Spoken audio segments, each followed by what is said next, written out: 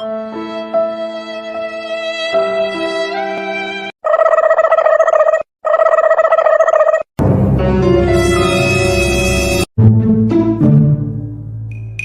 लो, ले जाओ और ले जाके इसे प्रिंसिपल साहब को दे देना। तब तक मैं जरा इनसे गुफ्तगू कर लेता हूँ। सर अभी क्या बोल रहे हैं सर? इनके साथ मिलकर यहाँ पे गू करेंगे? नहीं सर, ऐसा मत कीजिए सर। सर बहुत बदबू मारेगा सर। सर साफ सफाई तो हम ही को ना करना पड़ेगा सर। अरे गुफ्तगू करना है, बात करना है, हगना नहीं है। जाओ यहाँ से।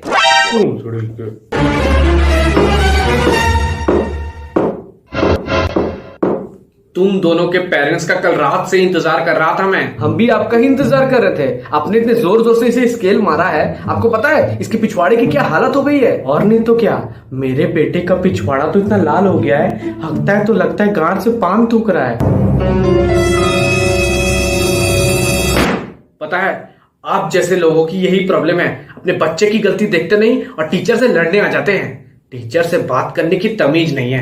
माँ बाप की तरह टीचर भी बच्चे की जिंदगी में एक इंपॉर्टेंट इंसान होता है। टीचर यानी गुरु बच्चे को ज्ञान देता है, और बच्चे की किसी गलती पे दो छड़ी मार दे तो पूरा खानदान उठ के उससे लड़ने आ जाता है। अरे जाके देखिए, बहुत सारे टीचर्स तो पढ़ाते भी नहीं है। और पहले के जमाने में होता था कि दक्षिणा मिले ना मिले, ज्ञान बच्चे को अच्छे से मिलना चाहिए। पर आजकल के टाइम दक्षिणा पहले, ज्ञान जाए भाड़ में। और अगर कोई टीचर, कोई अच्छा टीचर बच्चे को हर तरीके से पढ़ाना चाहता है, नॉलेजेबल बनाना चाहता है, तो एक छोटी सी छड़ी के लिए पूरा खानदान उठ के उससे लड़ने आ जाता है। वो सब छोड़िए और ये बताइए कि हमारे बच्चों ने ऐसा क्या किया था कि आपने उनके पिछवाड़े को तरबूज बना दिया? जानते हैं आपके बच्चे कितने हरामी हो गए हैं? मैं यहाँ पढ़ा रहा था और ये दोनों के दोनों पीछे बैठ के अपना खुजला रहे थे। तो क्या हुआ, लुलिया में चुलिया मच रही होगी। अरे अब दोस्ती तो दोस्त के काम आता है ना। ऐसा है तो एक दूसरे का मुंह में ले लो। आपको पता है, क्लास में एक नई लड़की आई है मुनिया, और ये दोनों के दोनों उसके पीछे पड़े रहते हैं। ये उसके लिए डेली फूल लेके आता है, ये उसके लिए डेली चॉकलेट लेके आता है। इतने में भी इनका दिल नहीं भरता, फिर कैंटीन में ले जाके खूब समोसा ठुसवाते हैं। एक दिन तो आपके इस नालायक ने हद कर दी, मुनिया के पीछे पीछे गर्ल्स टॉयलेट में घुस गया था। उस दिन भी मैंने इसे छोड़ दिया था। पर अब अगर इसके बाद इन दोनों में से किसी की एक भी गलती हुई, then you will be out from this school.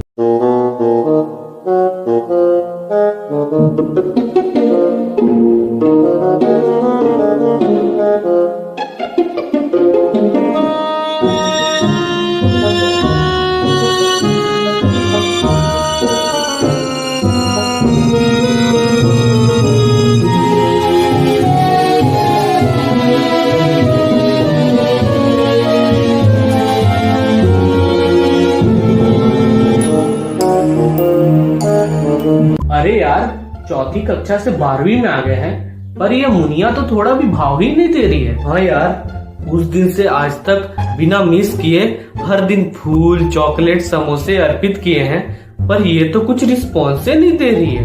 अरे फीस तो मैं लाई हूँ, पर मुझे अपने चेहरे पे लीपा पोती करवानी है। फीस दे दूंगी तो कैसे करवाऊंगी? हाँ, इस राजा को पोतती हूँ। अबे, तेरा अंगूर केला हुआ कि नहीं? अंगूर उतना ही है, बस अगल बगल घास उग गया है बड़ा बड़ा। राजा, राजा। अरे अरे देख, मुनिया मेरे पास आ रही है। राजा डार्लिंग, क्या मैं यहाँ बैठ सकती हूँ? डार्लिंग? तूने सुना, मुनिया ने मुझे डार्लिंग कहा। और तू बैठा क्या है पेट निकाल के? दिखता नहीं है तेरी भाभी खड़ी है? चल हट। अच्छा बेटा, लड़की मिल गई तो दोस्त को भूल गया। आ मुनिया, बैठ। सुन ना राजा, मुझे ना मैनीक्योर, पेडिक्योर और बहुत सारी चीजें करवानी है, तो प्लीज मेरी फीस भर देगा क्या? अरे जरूर, तुरंत भर देता हूँ। पर मुनिया, मैं ना बहुत समय से तुमसे कुछ कहना चाहता था। अरे तो बोलो ना, तुम्हारे बगल में ही तो बैठी हूँ। मुझे एक लड़की से प्यार हो गया, भोली भाली सी, क्यूट सी। उसके चलते दिन में सपने देखने लग गया हूँ मैं। रात को नींद नहीं आती, बस उसे अपना बनाना चाहता हूँ। अरे छुपे रुस्तम, कौन है वो? वो तुम हो। हट, पर तुझसे कौन प्यार करेगा? न शकल है, न सूरत है, न बाल स्टाइल में है, ऊपर से अरे हाँ मुनिया, इसके झांसे में मत आना। पेट देख रही हो इसका? पेट है कि फुटबॉल पता ही नहीं चल रहा है। शाम को इसके पेट पे लात मारता हूँ और रात को इसके पीछे। मेरा मतलब देख रही हो कितना बड़ा पेट है? हाँ, 50 आदमियों के महीने भर का राशन इसके पेट से निकल आएगा। इतना बड़ा हाफसी है, पता है पैंट में साग हुआ के रखता है। प्यार शकल सूरत से तो नहीं किया जाता, दिल से किया जाता है। और मेरे दिल की हर धड़कन में सिर्फ तुम्हारा नाम लिखा है। अरे ये तो बॉम्ब पे बॉम्ब मारे जा रहा है। इसे रुकना पड़ेगा वरना ये रानी को ले जाएगा। ए मुनिया, इसके बातों पे ध्यान मत दे। तुझे पता है तेरा फोटो देख के रात में हिलाता है ये। ए चुप। हाँ बताओ, क्या फैसला ली हो? तुम्हारा फैसला जो भी हो, पर मैं तुम्हारे हाँ का इंतजार कर लूंगा, क्योंकि इंतजार अक्सर वही करते हैं जिसका प्यार सच्चा होता है।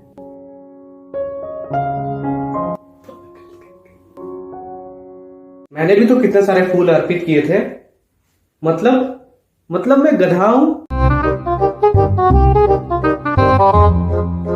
अरे राजा, क्या कर रहे हो? अरे मुनिया, कैसे आई? आई तो पैर से ही हूँ। वो मम्मी ने दूध लाने को बोला था ना, तो सोचा तुमसे मिलती जाऊं। वो तुमसे कुछ कहना था। वो सब तो ठीक है, पर मेरी समझ में ये नहीं आ रहा है कि तुम्हारे होते हुए दूध बाहर से क्यों लेती हो? क्या? अब मैं तुमसे कभी बात नहीं करूंगी। अरे मैं तो मजाक कर रहा था। मजाक? यही हंसी मजाक में एक दिन पेट फुला दोगे। और मैं तुम्हें आज बताने आई हूँ कि मैं अब तुम्हारे साथ निब्बा निब्बी नहीं बन सकती। वो तो मैं पैसे के कारण तुम्हारे चुतिया पे बर्दाश्त करती थी, पर अब मैंने जिसे बीए बनाया है वो तुमसे भी डबल पैसे वाला है, इसलिए अब मुझे तुम्हारी कोई जरूरत नहीं। अभी मेरे बीच का सपना देख रहा था और तुम ऐसा कर रही हो। मुझे छोड़ के मत जाओ, तुम्हारे बिना मैं पागल हो जाऊंगा। हाँ तो हो जाओ पागल, चाट चिलो बैठ के, मुझे क्या। अच्छा ठीक है, अब मुझे दूध भी लेने जाना है, चलो बाय। अच्छा, मुझे छोड़ के मैं पागल हो जाऊंगा।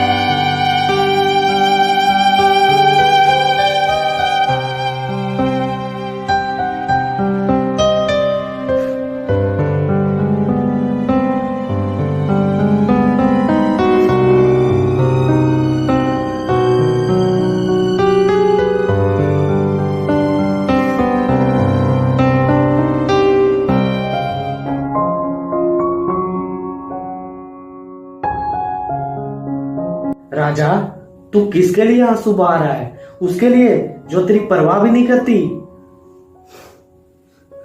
तुझे पता है दोस्त, हमारी जिंदगी में सिर्फ दो ही ऐसे लोग हैं जो बिना किसी स्वार्थ के, बिना किसी धोखेबाजी के हमसे सच्चा प्यार करते हैं। वो है हमारे मम्मी पापा।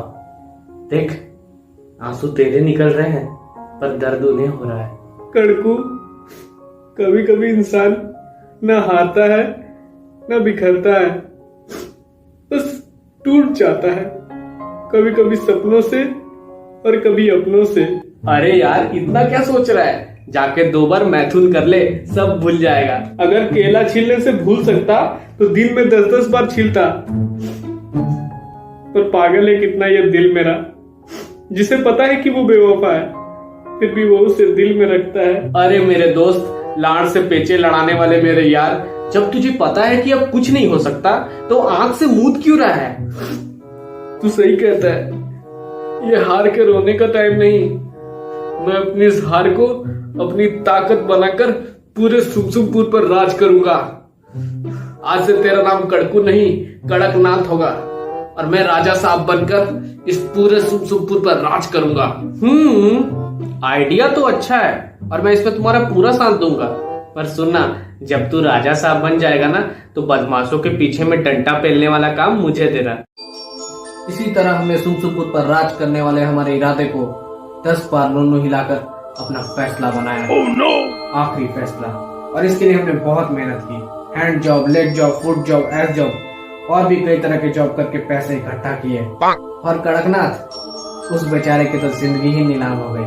हमारे सपने को सच करने के लिए उसने पीछे से थपकी और मुंह में लट भी लिया। ऐसी धीरे धीरे करते करते हमने पैसा जमा किया और लोगों की मदद भी की। लोगों की मदद करते करते कुछ सालों के पश्चात बन गए इस सुमसुमपुर के महाराज। दोस्तों, अगर आपको ये वीडियो पसंद आया तो प्लीज लाइक कीजिए, सब्सक्राइब कीजिए और शेयर कीजिए अपने तमाम दोस्तों में। और हाँ, आप मुझे बाकी सोशल मीडिया प्लेटफॉर्म पे भी फॉलो कर सकते हैं, जैसे कि इंस्टाग्राम, फेसबुक, ट्विटर। उसका लिंक मैंने डिस्क्रिप्शन बॉक्स में दिया हुआ है।